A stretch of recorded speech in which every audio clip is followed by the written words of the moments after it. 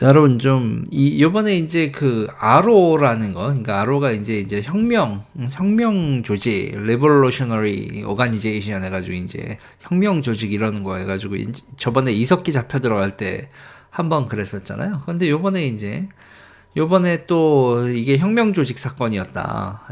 그러니까 창원 제주 조직이 그리고 뭐 한길회 이런 게 여러분 결국 혁명 조직이었다 이런 얘기가 나옵니다. 자, 이 혁명 조직이라는 얘기가 나오면 그런가 보다로 끝나는 것보다 이 기회에 한번 이론적인 얘기를 한번 해보겠습니다, 여러분.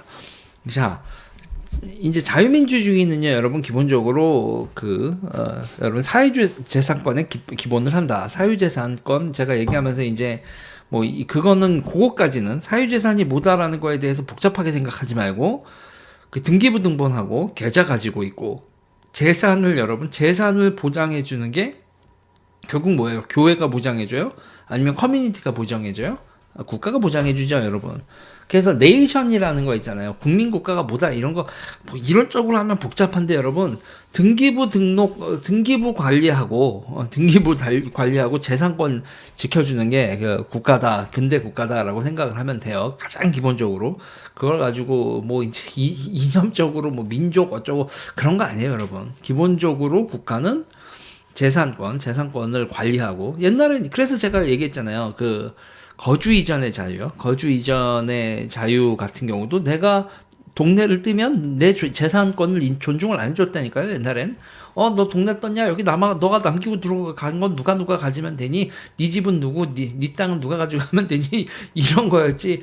어디를 이사 가도 이렇게 재산권이 지켜주고 그런 거 아니었다는 거죠. 이사 간 동네에서 나랑 종교가 다르면 이 동네 이사 가기 힘들고 뭐 그런 거였죠. 갑자기 내가 살던 땅에 영주가 나랑 다른 그 종교를 믿는 사람이 오면 뭐 내 재산 다 뺏고 뭐 이런 스펙타클한 그런 시기를 다 거치고 영주권에서 이제 주권의 기준이 내 주권, 내 사유재산권 그리고 국가도 그걸 침범할 수 없는 이런 시스템을 만들어낸 이 네이션, 이게 사유재산제 이런 얘기가 있잖아요. 국민국가, 이게 이제 민주주의 국가의 기본이라고 얘기를 드렸습니다. 자, 이거를 여러분 뒤집어 엎으려면 어떻게 해야 되냐라고 하는 거에서 그런 이제 자유민주주의 체제에서는 그럼 사유재산이 없는 사람은 자유민주주의가 좋을 게 하나도 없지 않냐? 이제 이게 기본적으로 사회주의자들의 기본 취지예요. 그러면서 그거는 재산은 재산을 또 분류한다. 생산수단과 토지, 그러니까 마르크스 같은 경우에는 산업사회의 생산재, 공장, 이런 거를 주로 받고, 또 이제, 몇몇 사람들은 토지를 중심으로 해서 땅이 모든 그 부가가치를 다 흡수해가지고 땅을 가진 사람들이 재산 축적되는 거를, 이런 노동계급을 따라잡을 수 없다. 이게 일정 정도 맞는 말처럼 들리기도 하죠. 그쵸? 근데 이제 그런 사람들이 이제, 내세우는 게 사유재산권 자체를 박탈하고 사유재산을 공유해야 된다. 그러면서 이제 노동계급의 세상을 만들어야 된다. 그런 얘기를 하잖아요. 이제 기본적으로 이런 식으로 얘기를 하는 걸 뭐라고 한다고 여러분? PTR이라고 한다. PTR. 프롤레타리아 레볼루션. 그래서 PTR 레볼루션 그러죠. 그래서 이제 그걸 이제 그렇게 얘기를 하고 지금 여기서 이제 얘네들이 프롤레타리아 레볼루션에서 여러 가지 종류가 있는데 이제 그러면서 이제 얘네들이 하는 것 중 이제 NLPDR이라고 하죠. 그러니까 PNL 내셔널 리버 그러니까 민족 해방 민주주의 혁명 이렇게 부르죠. NL National Liberation 그리고 People Democracy Revolution 그래서 NLPDR 이렇게 부릅니다. 그래서 이제 그 정부를 전복한다는 얘기는 여러분 정부가 전복되면 등기부등본 없어지는 거죠. 그리고 은행제도 같은 거, 그 증권제도 이런 거 다 없어져서 모든 재산권을 다 박탈을 하는 거죠. 그러고 나서 그 모든 관리를 모든 주권을 다 어디로 이양한다? 소비에트로 이양한다. 그러니까 다시 말로 소비에트를 다른 말로 하면 뭐라고 여러분? 위원회.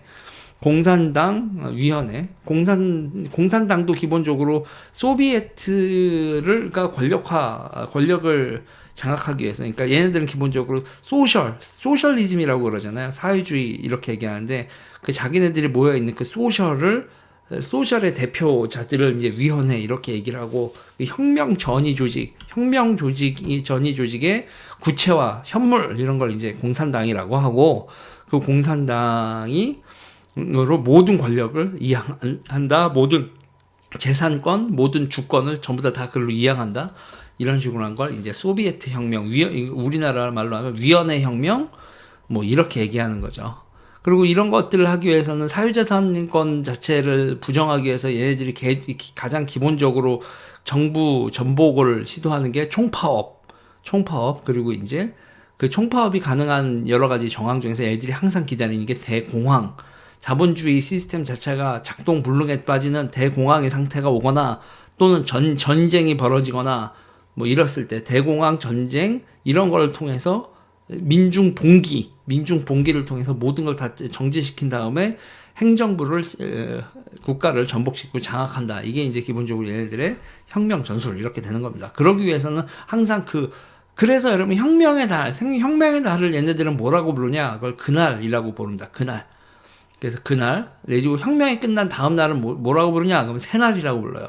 그래서 그날이 오면 새날이 오면 뭐 이딴 얘기하면서 여러분 지하에서 조직을 만든다. 그 지하 조직을 혁명 조직으로 만드는 거니까 혁명 전주 조직에서 바로 무장봉기 내지는 무장봉기 총파업 민중봉기 조직으로 준비하고 있는 그런 걸 보고 여러분 이제 기동전 전면전이라고 하죠.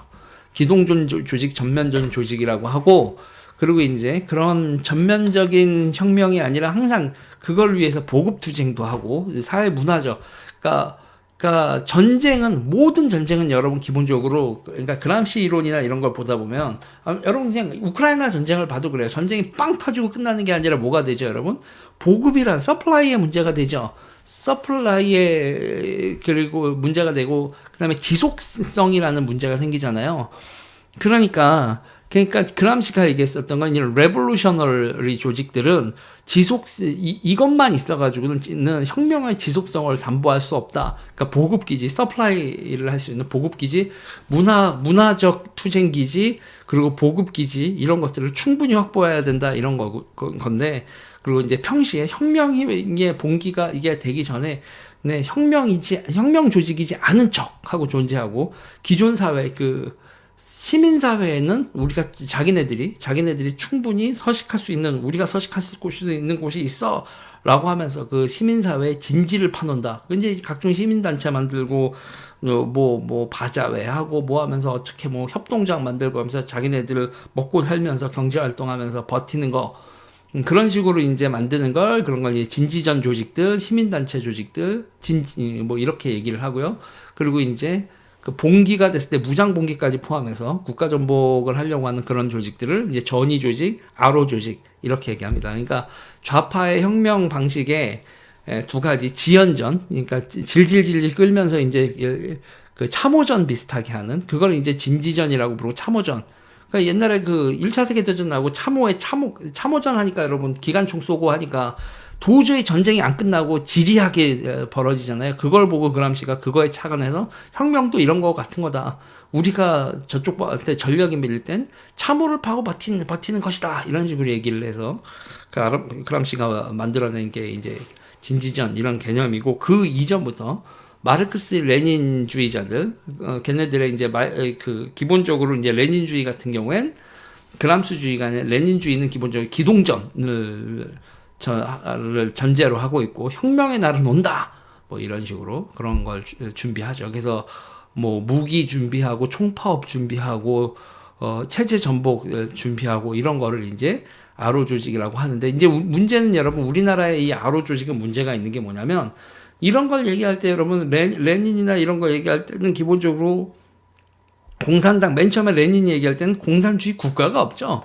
공산주의 국가가 없으니까 국제적 연대 어떻게 어쩌고 하지만 그거를 여러분 간첩행위 내부의 혁명운동이라고는 하지만 외부의 간첩 이건 아니었잖아요. 근데 우리나라의 이 아로들의 문제는 어떻다요 여러분? 북한의 지령을 받는다. 그러니까 북한의 지령을 받기 때문에 얘네들은 그냥 단순한이 아니라 그냥 단순 혁명 조직이 아니라 여러분 얘네들은 간첩 혐의도 받는 거라 이거죠. 그러니까 우리나라에 북한하고 연결되지 않은 상태에서 혁명이고 나발이고 이거 떠들었던 애들 그걸 PD라고 부르고 북한하고 연계돼서 혁명을 떠들었던 인간들을 여러분 우리가 주사파, NL 이렇게 얘기를 합니다. 기본적으로 이 두 구분 방법 아시겠어요? 그러니까 PD는 혁명을 부르짖지만 간첩 새끼들은 아닌 거고, 지금은 멸종했어요. 거의 멸종이라고 보면 되는 거고, 이 NL 새끼들은 혁명을 부르짖으면서 북한이 혁명의 기지다. 북한이 혁명의 기지고 북한의 영도력과 혁명 그 역량으로 남한을 혁명해야 된다. 뭐 이딴 얘기를 하는 애들이니까 얘들은 간첩인 거죠.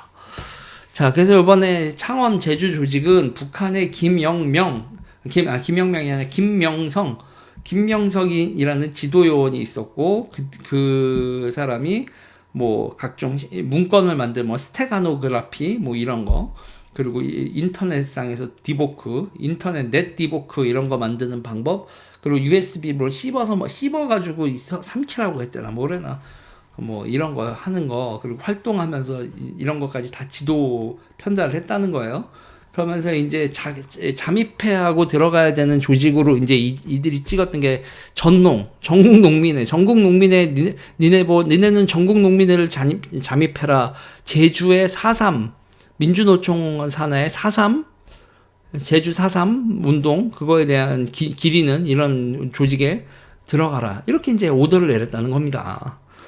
그리고 이제 창원 같은 데서 이제 계속 나오고 있는 건데, 창원이 이제 방산업체들 같은데 그쪽 노조에서도 들어가 있었던 거고, 사이버 드보크, 스테가노그라피 뭐 이런 것부터 시작해가지고 이랬다는 겁니다. 근데 이제 더 웃긴 건 뭐냐면요, 간첩들인데 잡고 나니까 되게 재밌는 게 있어요. 젊은 사람이 없어. 이 간첩 새끼들의 연령대가 50에서 60대다.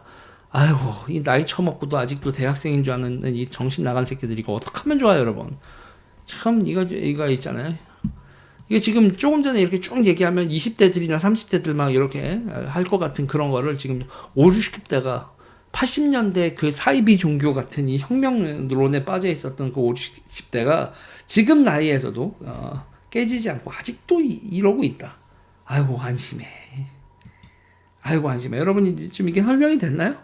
설명이 됐나 모르겠네요.